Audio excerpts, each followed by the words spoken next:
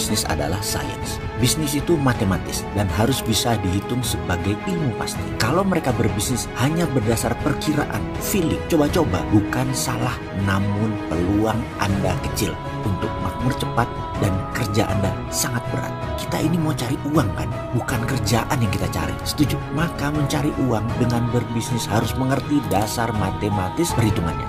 Kita mulai dengan pengandaian. Kita ambil Traveloka sebagai contoh pertama. Rumus nominator dibagi denominator harus plus atau positif, alias harus lebih besar nominal yang atas daripada pembagi yang bawahnya. Nominator dalam Traveloka adalah jumlah hotelnya. Kalau jumlah hotelnya banyak, maka traveler atau para denominator akan senang. Namun nominator sebelum masuk melihat dulu banyakkah denominatornya, karena denominator itu pasar. Dari mana mulainya? Ambil pasar tanpa nominator, pasarnya hilang. Ambil nominator tanpa pasar, ya rugi bandar. Mana yang harus duluan? Sekali lagi, dalam perhitungan matematis, maka nominator harus lebih besar dan selalu positif.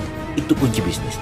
Nominator harus dipertahankan lebih besar dari denominator. Lalu untuk memulai bisnis itu mana yang harus didulukan? Pembaginya dulu atau nominatornya dulu? Bagaimana menjawab pertanyaan ini? Di sini kita harus paham melihat pasar. Kita harus paham melihat pain point masalah siapa yang mau dipecahkan terlebih dahulu. Bisnis itu besar nilainya ketika kita menyelesaikan dua masalah pain point, nominator dan denominator bersamaan. Gojek sekarang kita ambil sebagai contoh kedua. Mana nominatornya, mana denominatornya Gojek. Mereka dari sejak pertama benar menarget ojeknya. Mereka tahu macet Jakarta akan membuat pasar kebutuhan transportasi besar. Jadi Gojek fokus di ojeknya. Maka memiliki 10.000 supir ojek menjadi penting terlebih dahulu mereka fokuskan, yaitu membuat happy supir ojek. Mana yang mereka membuat happy terlebih dahulu itu dijadikan denominator. Ketika 500.000 user dengan 10.000 supir ojek,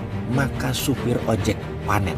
Setiap bulan bisa bawa pulang 10-15 juta. Waktu itu lalu berita tersebar meluas dan Gojek diserbu para ojeker. Dari ojek pangkalan berubah menjadi ojek online. Sampai 100.000 mungkin supir ojeknya, di mana usernya tetap masih 500.000. Sehingga satu supir ojek hanya dapat 2 jutaan karena pembaginya jadi banyak. Kalau mereka kecewa ojeknya, maka bisnis akan merugi di sisi Gojek. Maka iklan gede-gedean, ambil lagi nominator sampai 4 juta orang. Begitu bolak-balik sampai ketemu critical mass. Grab sekarang, karena belum ketemu critical mass, maka Grab masih iklan sana-sini mencari nominator dan denominator. Jadi pasti lebih murah naik Grab sekarang. Dan Grab serius garap pasar transportasi. Seperti saya pernah prediksi sebelumnya bahwa Grab is the winner. Kenapa? Karena Gojek akan fokus ke payment, transportasinya menjadi pelengkap saja. Ini prediksi saya. Kembali ke nom dan denom. Jadi kunci bisnis adalah mana yang mau dibuat happy terlebih dahulu,